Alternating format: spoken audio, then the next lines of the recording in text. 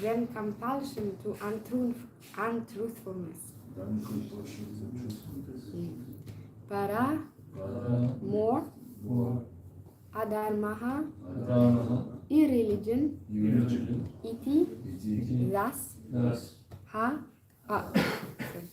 uvacha, indeed had spoken, bhu, mother, earth, iyam, this, sarvam, everything, sodum, to bear, alam, I am able, manye, although I think, rite, except, alika param, the most heinous liar, naram, a human being. Translation. It is said that in Kali Yuga, lying is a common affair. It is said that in Kali Yuga, lying is a common affair. Mayaiva Vyavaharike, in Bhagavatam 12:2-3. Even in the most common dealings, people are accustomed to speaking so many lies. No one is free from the sinful reactions of speaking lies. Under the circumstances, one can just imagine how this has overburdened the earth and indeed the entire universe.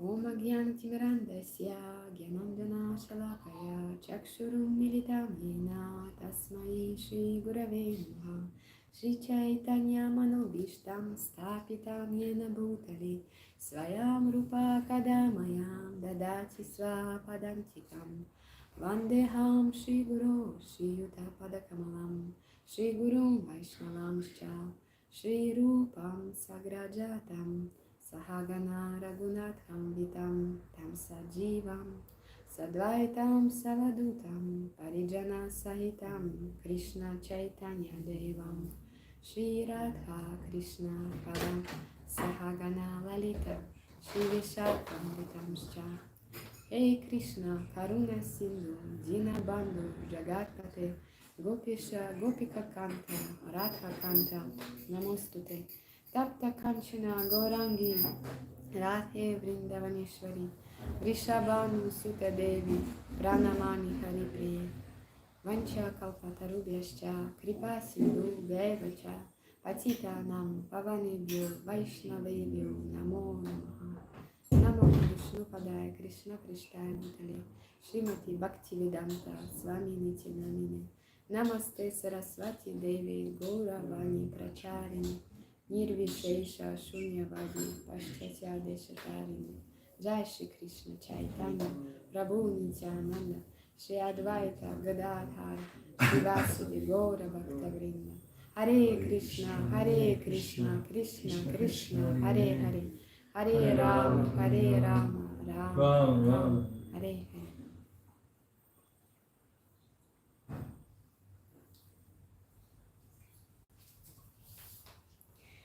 Once again, there is nothing more sinful than untruthfulness. Because of this, Mother Earth once said, I can bear any heavy thing except a person who is a liar. So, thank you, dear devotees, for this nice opportunity to read together Srimad Bhagavatam. We are still in the Leela of Bali Maharaj and Vamanadev, and how now Bali Maharaj will actually keep his promise to give the 3 steps of learning. Even though his spiritual master and a family guru, let's say priest, Shukracharya, is not recommending this. Like he really wished that he didn't do that. But here, yesterday we saw that Bali Maharaj said argument, very important one, that he is from the lineage of Prahlada Maharaj, and that this dynasty, like it also has a certain name, and we can understand from this that back then, at the time, the Vedic culture, it's supposed that there are different goals, like scriptures would speak to different levels of consciousness of people, and not everyone is ready for, let's say, the topmost goal, but even those who are not, they admit that there are mainly this dharma, artha, kama, and moksha. So these are intermediate, let's say, things that people would pursue. And so in order to have artha, like kama is, in Vedic understanding, is something that you derive from originally from dharma, so from religious, following religious principles, because it's not like today we have kama by any means, like today sense gratification you do by low means. It's not even true self gratification. It's like really low class self gratification, sense gratification. Because the real good one, let's say the Vedic one, which allows within Vedic structure to fulfill certain desires and certain culture exists, that means that you have to do first dharma or religious principles, and then you will have prosperity, artha. And from this type of prosperity, there is a sense in German which is kama, but it is very different from nowadays sense in German. Therefore, the highest sense in German that you can have, it's the glory of your name, or like your good name. It's like the topmost, the most subtle one.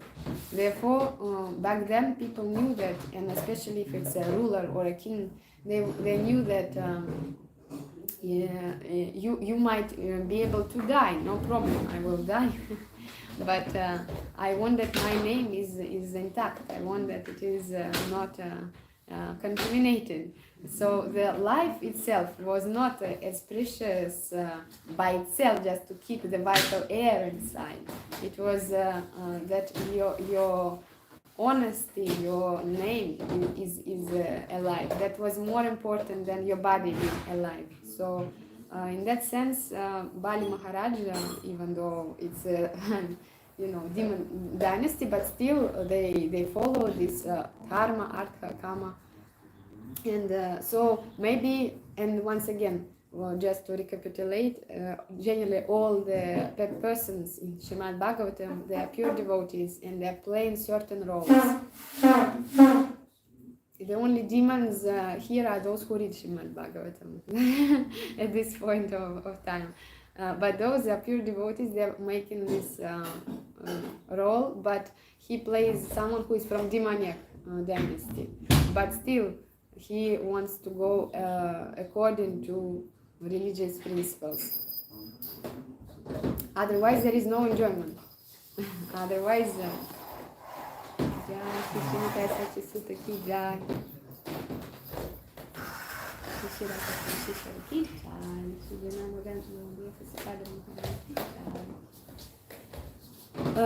so even for this, already his motive was not maybe high, because he wanted still to give this land, and then his wife would even say that how can you give something that does not belong to you at the first place. But even though his motive was let's say to have good name, like he made a promise, and he doesn't want that, then they will speak, Bali Maharaj, he kind of say three steps, but then he actually retracted, like he took back his promise. What kind of sense enjoyment or good name will be after that? What kind of karma you can have after that, if you will come into the history as someone who is just given and then taken, Later on in Kali Yuga it became totally possible, no problem. Even the the royal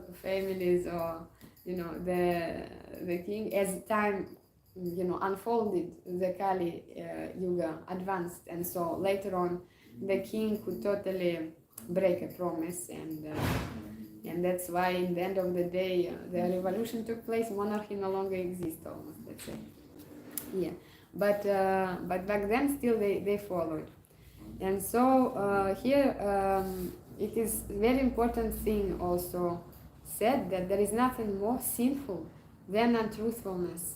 Because of this, Mother Earth once said, I can bear any heavy thing except a person who is a liar. And here it's a scripture, Srimad Bhagavatam, and it's very important that it is actually saying this, because it's the way we can perceive the world through. Before meeting Krishna consciousness, let's say, people don't even notice sometimes that they are lying. It's like breathing. In Kali Yuga, it's like breathing. To just because Srila Prabhupada says that even in the most common dealings, people are accustomed to speaking so many lies. I just was curious. I decided just to check on the Google Guru internet some research about lying, and there are of course TED Talks and everything already by now that what just interested about statistics. And so the one lady was in TED Talk saying that like she was speaking about lying, spotting lie, and big lies, white lies, different type of lies, but we have like really variety things. But she said it's like each person would say from 10 to 200 times lies a day. Like it's interactions. Like if it's like the statistic, of course, statistic is also a big lie, they say, but like it does help to make some general overview, let's say, don't take it too hard, but it's true. Within 10 first minutes, people, when they meet, they will speak about at least 3 lies about themselves. Then there is extroverts speak more lies than introverts. Men can speak more 8 times more times lies about themselves than about others. Women tend to speak lies to protect someone or relationship because they are oriented into that. But married couples would, out of 10 interactions, 1 would be a lie, and unmarried 3, it drops to 3 out of 10 interactions. The 3 would be a lie. But so basically it's very common. And then I was thinking, like, I also viewed it after becoming after meeting Krishna consciousness.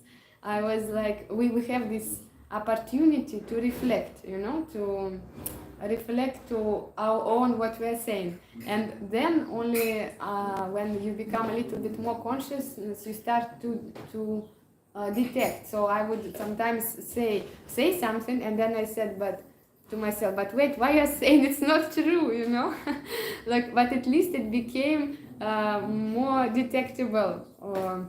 And then it was easier also to detect in those who don't have spiritual practice. And usually what happens is that mind is constructed in such a way that he has 2 functions, to accept and to reject. Basically, it's very simple. In mind by itself, it's not very crooked. It's accepting and rejecting. Because whatever is pleasant, he takes. Whatever is unpleasant, for your whatever conditionment, it can be different for different people, but he would reject this. But this happens so fast that then you explain it to yourself. You will find argument, or reasoning will come out by your intellect post factum, when he already accepted or rejected. So and that's like that. It's just flow, of lies. Just you say, for example, I don't know. Oh, you want this, and you say no, and then you will very quickly come up with why no, But it's not always objective, It's just very, very relative. And like I saw so many times in the family, like somehow the persons will say first, well, make a choice according to the mind, because mind is very fast, and then just out loud already explaining it to herself, to oneself, and to others as well. That's that's the way it goes, because it's a machine. But yeah, but here it says that no one is free from the sinful reactions of speaking lies. And of course there is like more or less this innocent one that we're called white one, like that you are not even understanding, but conscious lie is not the best. But here I also would like just to mention a little point, because in Sanskrit it's mentioned asatyat. So basically there is concept of satyam, which is truth, you know. And here is the which means the negation, and asat, it means asatyam, not truthfulness. But one might not be able to understand straight away what is truth or untruth in a concrete given situation without a good amount of either exposure, without mercy, without buddhi yoga, without Krishna's promising dadami buddhi yogam tam. He promises to give a special type of intellect that are not in lower gunas. If your intellect is in tama or in rajaguna, it will always lie. But if you have already special, at least sattvic intellect, it will try to remember at least what the scripture will say, or what Guru Maharaj will say, some reference, because we are prone to make mistakes and fall into illusion even ourselves. And sometimes before lying to someone, we lie to ourselves. And that's the part of it, is a system, psychological system that protects from pain, and you know, it's just mechanism. But satyam is a principle that is not that like it's not smarta brahmana who can apply just according, it's written here like that, like this. Sometimes it requires experience, because for example they bring example like with when the person who was doing something, then there was a cow passing and kind of running quickly, you know, and then after some moment it passed, there was a person with a butcher, like in a way, passing, you know, with some knife, you know, and he's asking, have you seen a cow? And so and the person said, yeah, it went this way, you know, but for that he will get reaction, because this is circumstances suggest that in this case you better don't say where the cow went, because it was obviously clear the intention of the man who followed the cow.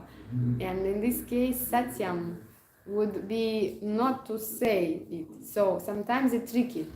Sometimes, of course, this example is very gross, so it's illustrative example, but very often we find ourselves in situation that that we do not know what to say, to say or not to say. But the principle here is also is that whatever you say, if it's satyam, it should not harm someone. It should be not himsa. So sometimes we are quick to judge, or we say, but Prabhu, you didn't you didn't do that, or you did this wrong. But this might be truth from the factual standpoint, but the way you can bring it out, and you can, if the person is not ready to hear in at this point of time, because you have to take into consideration time, place, and circumstance, which is making the task complex. And so if it's said in an inappropriate either time or context, the person can take it maybe badly. It will create a bad maybe conflict, and then it is not satyam. It is maybe some trying motivation, maybe was not, you know, but it's not satyam anymore, because if it hurts so much that it cannot be satyam. Therefore, Bhagavad Gita also explains us that in which chapter? 17. Thank you. You understood immediately that we should speak what? Truthfulness, but how? Palatable. Like in which the verse I do not know, of course. Because 15. 15. 17, 15 is. Yes, Anuvegam Karam Bhakyam, speech it's not agitating. Satyam, Yalitamchaya, truthful, pleasing, and beneficial. Thank you. So truthful, pleasing, and beneficial. So then that the motive behind should be that you want that the person progress, and this it cannot be when yourself you are angry or upset with the person. It's just not possible if you have emotion or that you want to smash some, and like this you are saying the truth, to pinch or to hurt, that will not be satyam, that will be asat, because the intention is wrong. So therefore I remember one story recently from which Maharaj it was. It was a sannyasi. I will try to search again, because I heard it from the audio from Madan Mohan Prabhu, and he said that this Maharaj, ISKCON Maharaj, even though he's sannyasi, he was invited to the marriage. Sometimes gurus are invited to bless the grihastha, newly grihastha ashram. And so this couple, they happen to be moving into the new place, like they invites probably in deities, and at the same time they kind of married. So it's all together, mixed, like being married, coming to the new house, having Krishna in their life. So the sannyasi is asked to speak, and later on he says, like, my duty is to give some, as I'm sannyasi, I have to give something that that other people will not give. Some renouncement should be there, because I cannot just say, yes, have a happy married life and lots of, like, you cannot.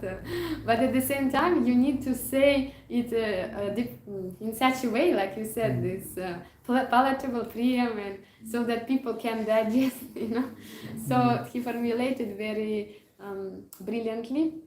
He said, I wish you to have as much happiness as possible in this married life, in the world where happiness does not exist. So it was a diplomatic way to go around. As much possible as it's possible in the world where happiness does not exist, And so this is his way how he got it. So yes, this is an art. It's an art to speak satyam. And Puranas teach us that sometimes they have to say it allegorically, or to say, like, there was one story once, and then you say the story, and then a person might be able identify himself with some protagonist, with someone is in the story. Yeah. So it's a delicate topic, satyam, to say the truthfulness, but it's good that we start with being as much possible truthful within our own heart, with the Lord, because you cannot cheat. And in the beginning there is a tendency to be super blissed, and that you are feeling very close to the Lord. And with time, maybe it will be more real, your real situation becomes real, the distance between us and the Lord a little bit becomes bigger. And so it's good at this moment to be really truthful, to have some prayers which you actualize, because to ask every day for prema bhakti maybe sometimes is not very relevant. And, like, it is relevant to keep it in is the main goal. That's why we have the golden here scripture Purana that shines like a sun. But just at the same time to be as much possible introspective and ask also what at this moment concrete you really struggle with, maybe it will be something small, but it will be truthful to the Lord, and Lord will appreciate that you will tell him, open the heart and tell that now I'm like having this and that, how come, and can you help me with this? And of course, without changing the ultimate prema bhakti wall. It's just if it is your inner life is very different from this high given standard, high given goal, then it will be, prayer can be dry. It can be maybe not as, alive as it could be.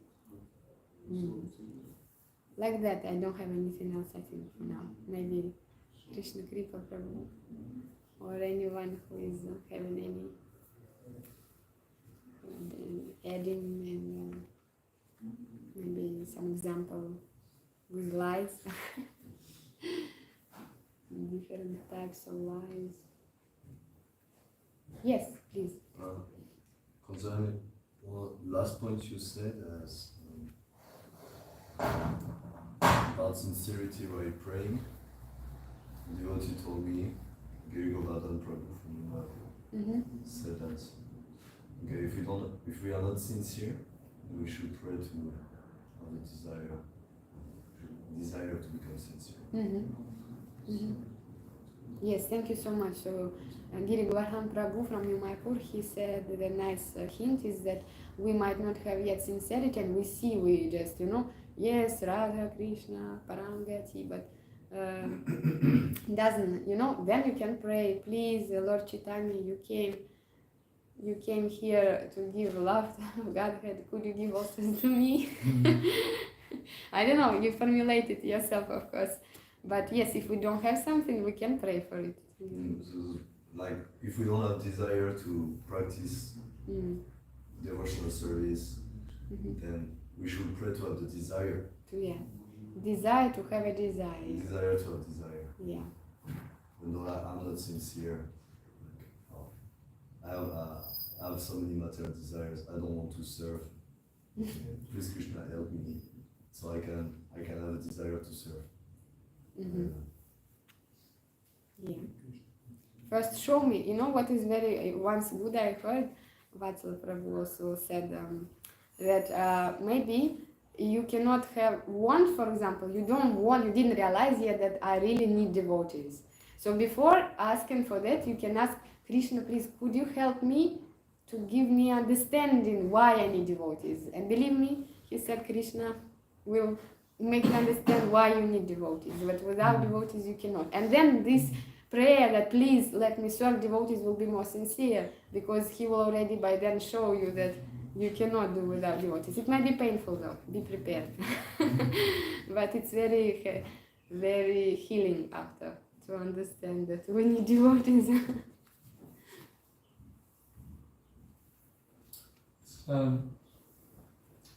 When we're dealing with devotees, it's if we aren't truthful, it makes it very difficult to interact with people. If you don't know whether they really mean what they say. So sometimes we invite people to go on Harinam, and they say they will, or they say they'll be there at a certain time. And, it's like it can be a whole just to get 5 people out the door at 3 o'clock can be a challenge, So it's if we say we're going to be in a certain place, it's very makes it easier with our relationships with other devotees that we actually do what we say we're going to do. Otherwise, yes. Organizing. Yeah, not understanding because at a lot of times devotees might be not completely truthful with oneself, to understand capacity, and so sometimes we all want to be lies comes when we want to be better than we can, and to our own eyes as well. So sometimes there is no intention to make someone wait or travel, but because of this gap that one is failing to kind of feel.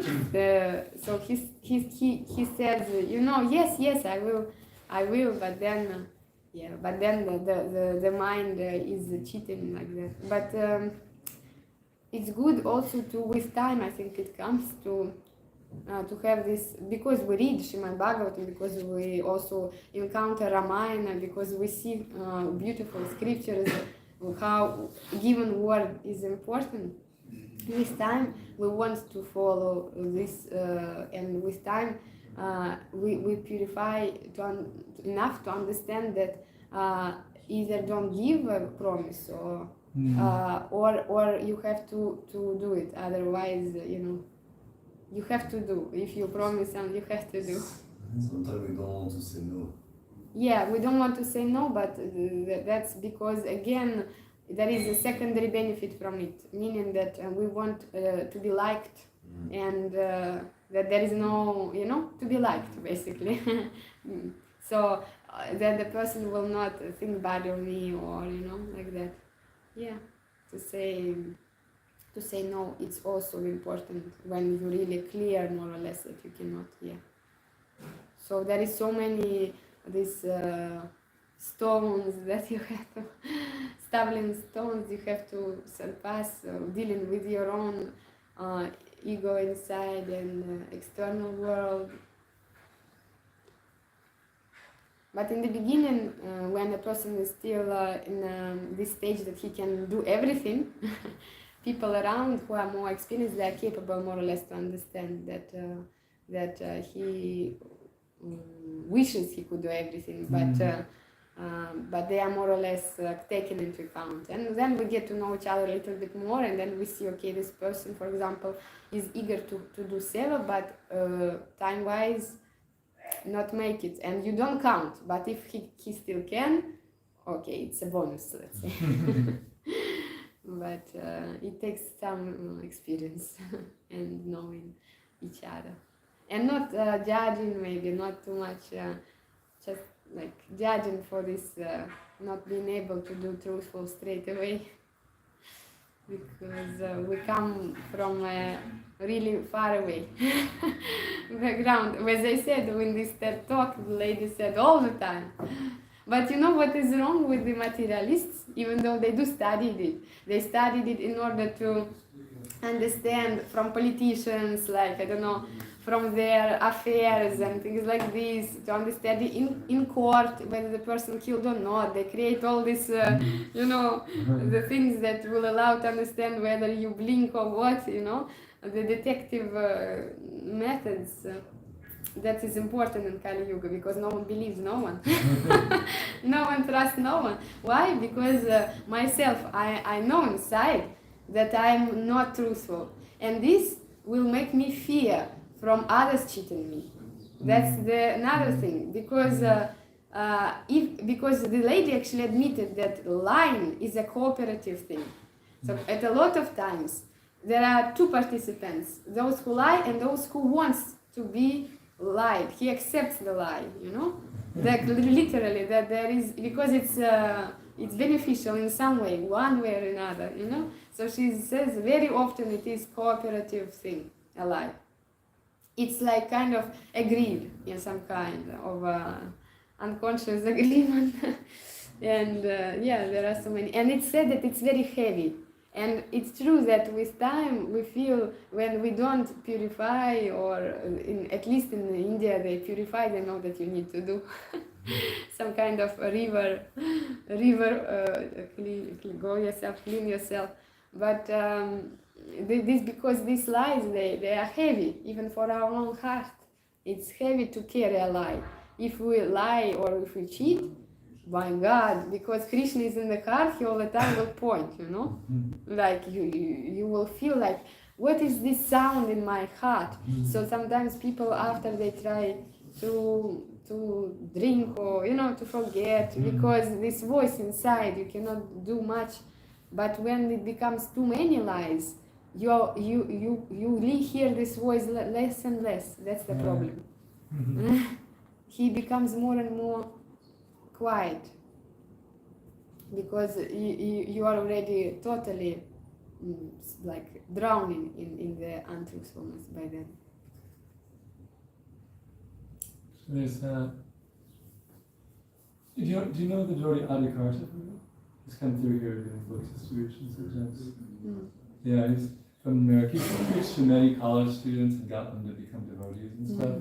So one girl who he preached to, she was saying that Adhikara would invite her to his programs, and she would say, yes, yeah, I'll definitely be there. And she said she had actually no intention of going, And she ended up getting initiated, and she actually went to another city, and she started a program at the university, and she was the chaplain, and several people became devotees as a result of her program. But when she was a new devotee, she actually she treated Adhikara in that way. So it made me realize that even some people who have like a real shady consciousness in the beginning, they can become nice devotees. Thank you. Beautiful. But I was so amazed because she seemed like such a sweet devotee that you would never think that she intentionally lied to Adhikara about attending his programs. Yeah, definitely the story how many times they say yes, I'll be there, but they are not planning to go. In Sankirtan it happens quite often. Yeah, there is very often they come. You go like, come to the center, yes, but to do enthusiastically, yes, I agree. This is already too much. Maybe to say yes, okay, but I'll be there, and with no intention, I agree. It's probably you really don't want to disappoint the person in front of you. Maybe that was the motive, not to disappoint the person who distributes the books. But I agree that definitely that's why we come from far away sometimes, and sometimes we do it like a habit. Sometimes people just lie as a habit, like because of this, not wanting to be nice or something, or thinking that they will be not accepted in some group of people, and so they want to be part of the group, and socially there are so many explanations. But what scientists say is that the more brain is complex, the cortex of the brain, the more it's complex in comparing with animals, the more there is a tendency to lie. Like they made this kind of study that human being is the most, let's say, liar out of all animals, because they connected it with development of the brain. Because in Kali Yuga, with what else you can connect, right?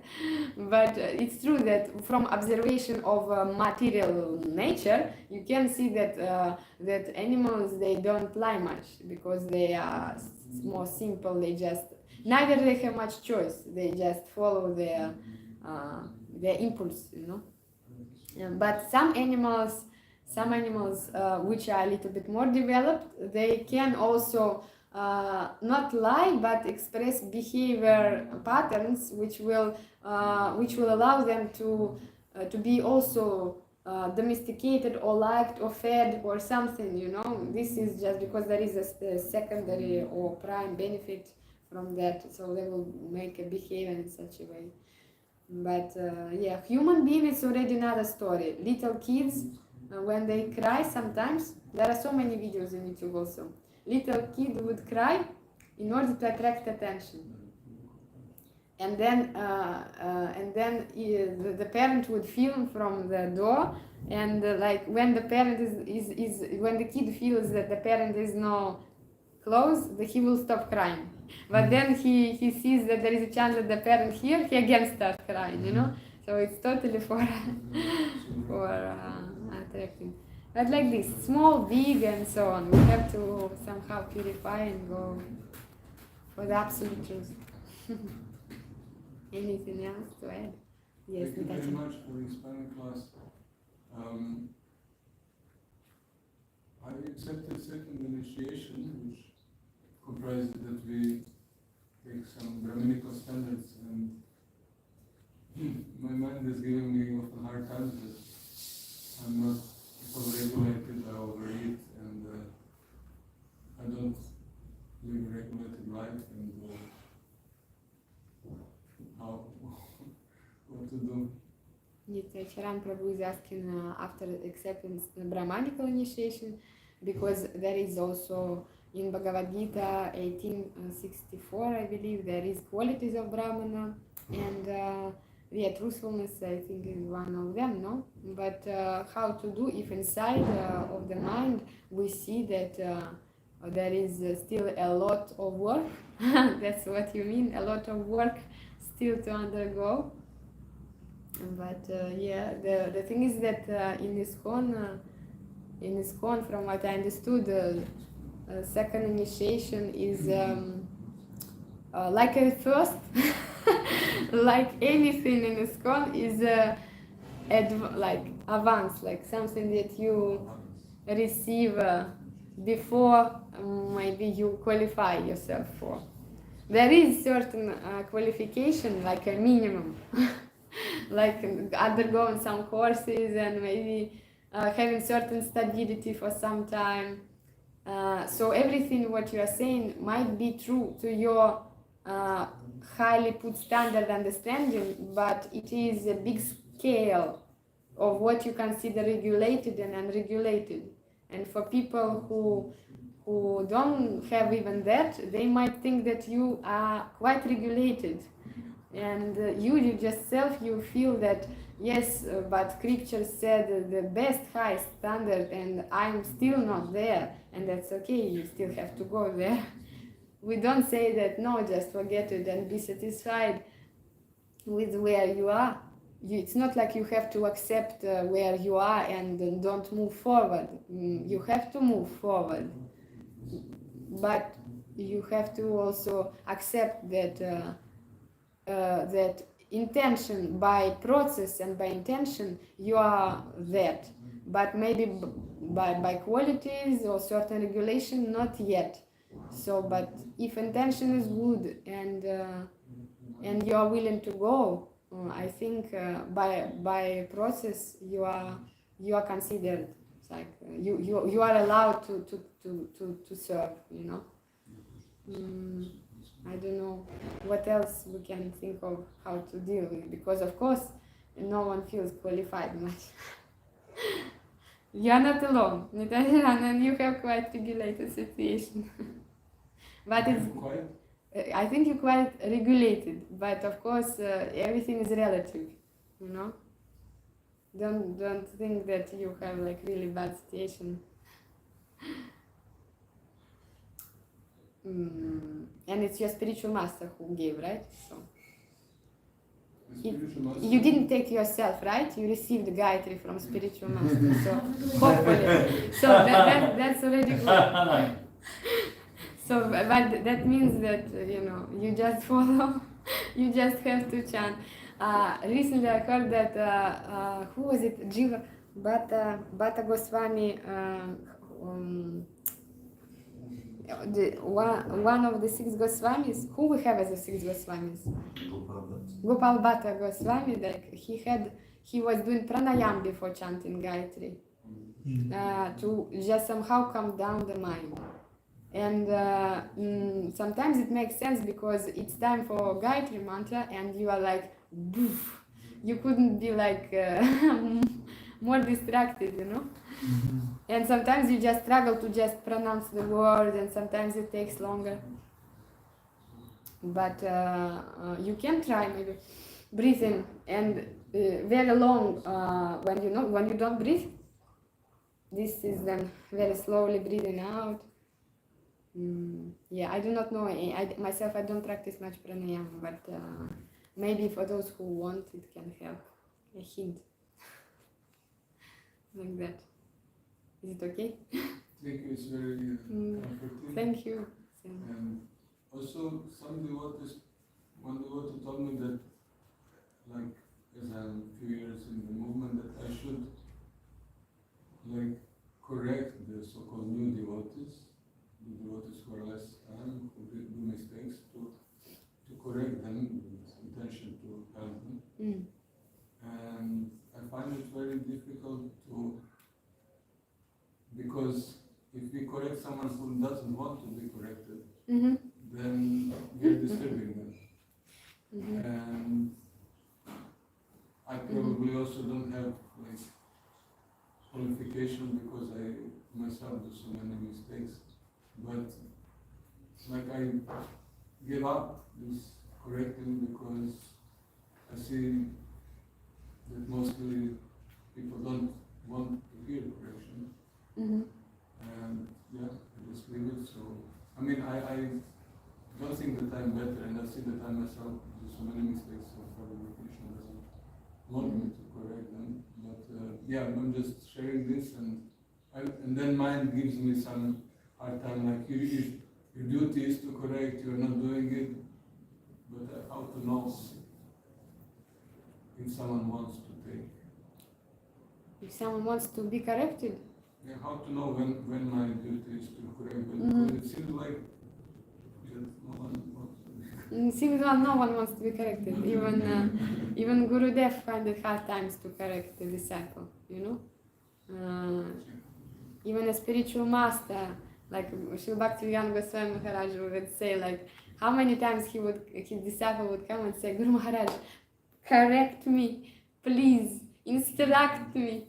And he said, in the beginning I believed them and made this mistake of actually correcting them.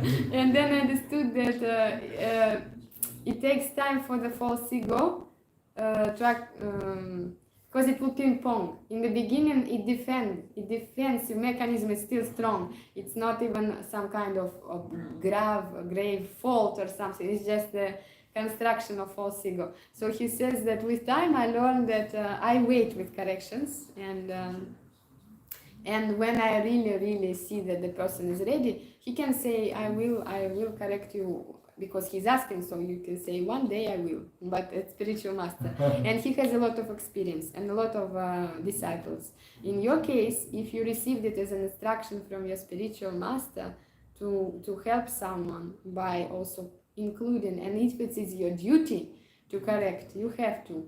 Otherwise, if it is not your direct duty, I don't know, maybe you don't have to, because you have such a also nature. You are not very, managerial. You don't have to, if it's not in nature, It doesn't have to be everyone that don't have to do this, but if you are given it as your duty, unfortunately or fortunately, I don't know, for you, you have to do it as a duty. And with time, you will have enough of a big heart, so people will be easier taking it, I guess. But in the beginning, it's normal that they don't want, no one wants. So it's a hard job, and it's an unthankful job as well, to be correct, to give correction to someone. Yeah, it's not. No one said it would be easy. To make one devotee, they said you need 3 liters of blood at least, even more maybe. So a lot, and sometimes they will be upset with you and then say something about you. So it's okay. You see, you have to be ready for being criticized also, because you give a correction. But I think the easiest point to indicate whether to do or not is to understand, is it your duty? Like, for example, if you teach someone to do puja or something, you cannot allow to do whatever. It's your duty. Don't do it as a US source, A judge has to judge, like Bhaktivinoda Thakur was a judge. But he didn't do it out of his own personal hatred or revenge or something. It's his duty. And and what to do? You have to do the duty. Tell me, sorry. I heard also, like, Bhaktivinoda Saraswati Thakur said that, like, if you're a leader, then people, they should not see you eating, sleeping, all these things should be done separately. Because otherwise we become familiar, like, it's just if you have a leadership position. Okay, if you have a leadership position, Bhaktisiddhanta Saraswati? Yeah, I mean, I don't have the quote or this, but I remember I read this somewhere. Okay. That meaning that if you're in a leadership position, you don't mix with people that are below you. Oh my God, this is quite materialistic. That's why I'm surprised. Because otherwise familiarity comes, and when we become friends, you can no longer cannot give really correction. correct me anymore. Mm-hmm. That's interesting. But also it's if you have a position. If you don't have position, you cannot correct nobody. Okay. I mean, I'm surprised because it's a mix. Maybe I have to see the article or something. But I believe you that you read somewhere. No problem. It's just I want to understand the context of it, because it's true that too much familiarity kills the respect, and Vaishnava etiquette suggests that there is well-wishing, but certain also distance, certain respect. That's why they even say, like in English we have you, but in French, in Russian there is vous or tu, but they recommend to have vous, which is a more polite way to say. But there should be certain too much familiarity. Maybe you should know how to apply any statement. That's the thing. You have to understand how to apply it, because it's very nice when we eat together prasad, and it's very nice that someone who, as you say, have position, they should also serve prasadam. I think it's good because then the person is happy. Like Prabhupada had a very important position throughout all the way, but in the beginning he was more familiar, like a small family. He was serving himself and cooking himself. Later on, it's true that there was more of a distance. It was harder because there is just impossible to do it otherwise. I guess it depends, but thank you for sharing this statement of Bhaktisiddhanta. Yes, Krishna. Just one thing is like, as far as like correcting new people, what happens sometimes is like the newest person, right? He's corrected by everyone, and this doesn't really work. So, what they usually do is they have a bhakta leader who's in charge of, worrying about the new people, and not that everyone instructs them, because otherwise it's like at every step, you're doing this wrong, you're doing that wrong, So it's better that somebody's watching over their gradual development. Wow, that's a great point. If someone is new, Krishna Kripa Prabhu says that it's good that a person, a bhakta leader or mentor or appointed to this person to take care of, because otherwise if he receives corrections from everyone, it can play an opposite effect, that the person will no longer want, the enthusiasm to act will disappear, because you do every step you do, it's a mistake, so you no longer want to do anything. That's normal. Thank you, that's a great point. So unless you are appointed to something, I don't know what is your, but I think that it can be discussed with someone who is you consider as your mentor or Shiksha Guru or Diksha Guru. I don't know. Thank you, that's a nice point, because I was not appointed.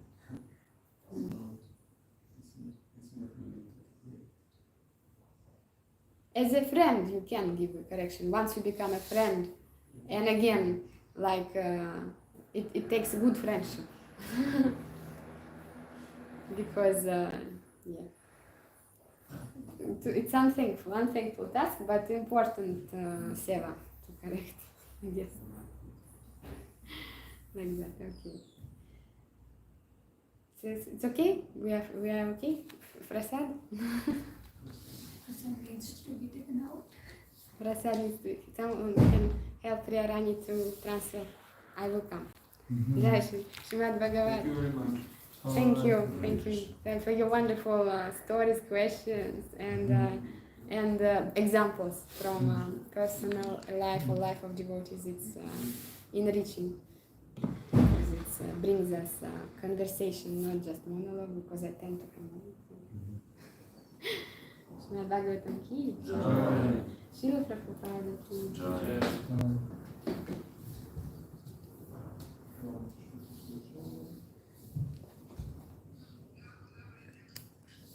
Okay.